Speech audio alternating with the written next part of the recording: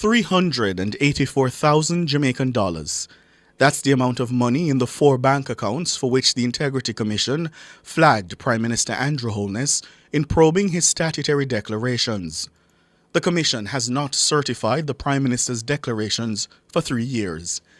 Nationwide News understands that the Commission's Director of Corruption Prosecution, Keisha Prince-Kamika, rejected a recommendation from the Director of Investigations, Kevon Stevenson, that the Prime Minister be charged for failing to declare the sums in a series of bank accounts.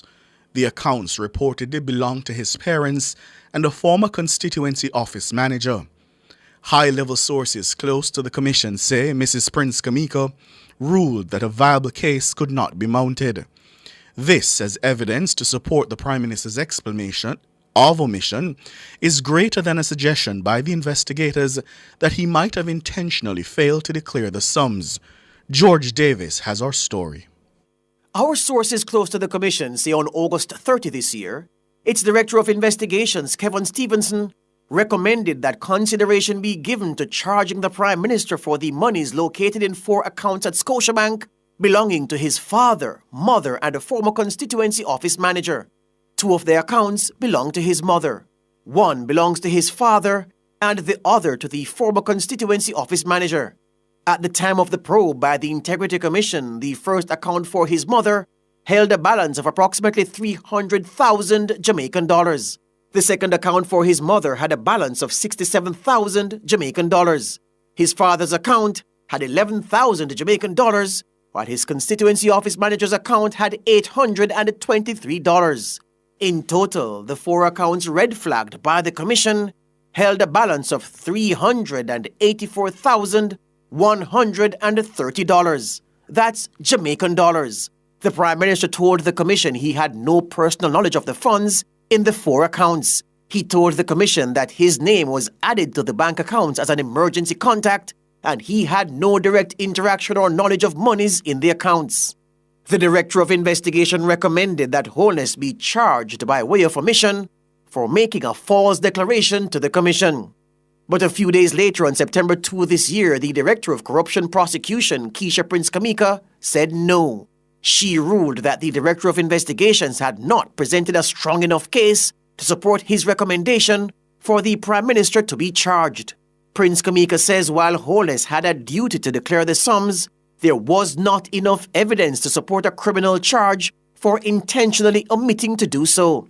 Prince-Kamika wrote, quote, "In light of the foregoing, there is insufficient evidence on file to establish that the Honourable Prime Minister, by way of omission, made a false statement in his statutory declarations for the period ending December 31, 2021, as it relates to the BNS savings accounts.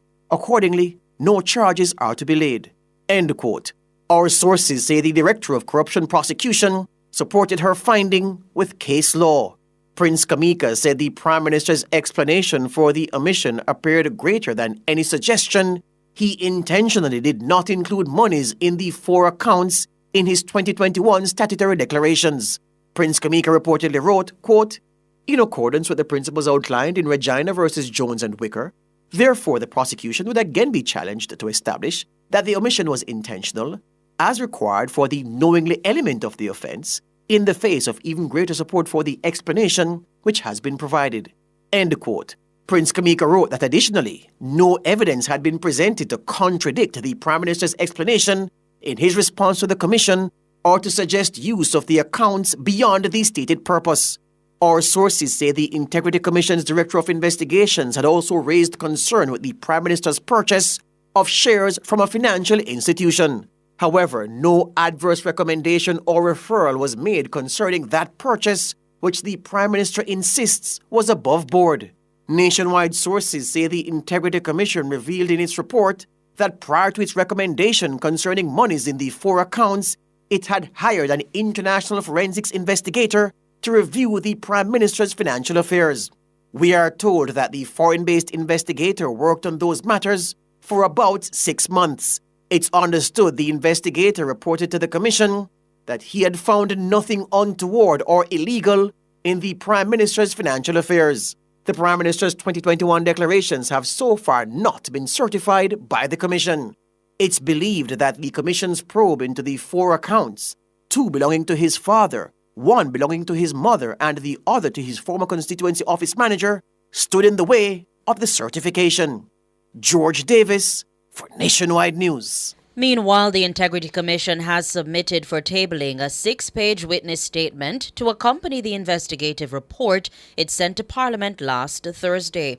Nationwide News understands the witness statement is in relation to a recommendation made regarding the Prime Minister's declarations to the Commission. The IC says the witness statement is not meant to alter the findings, conclusions, or recommendations made in the original investigative report. The statement, which has been submitted as an addendum to the report, has been copied to the House Speaker Juliet Holness, Senate President Tom Tavares Finson, and Clerk to the Houses of Parliament Colleen Lowe. Deputy Speaker of the House, Heroy Clark, is also copied on the new submission. And the Integrity Commission has sent 2 additional reports to the Parliament for tabling.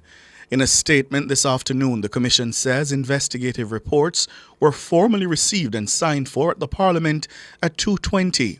The hard copies of the reports were submitted in separate envelopes under cover of identical letters.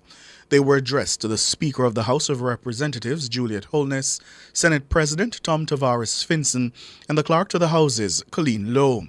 Unlike the previous reports relating to Prime Minister Andrew Holness's statutory declarations, the 2 today were not sent to Deputy Speaker Heroy Clark. The Commission says it anticipates that the investigation reports, which were submitted pursuant to and in conformance with Section 54 of the Commission Act, will be tabled in both Houses of Parliament as soon as is possible. Section 54(4) of the Integrity Commission Act provides that where the report from the Director of Investigation to the Commission has a recommendation under subsection 3, the Commission shall submit it to the Parliament for tabling.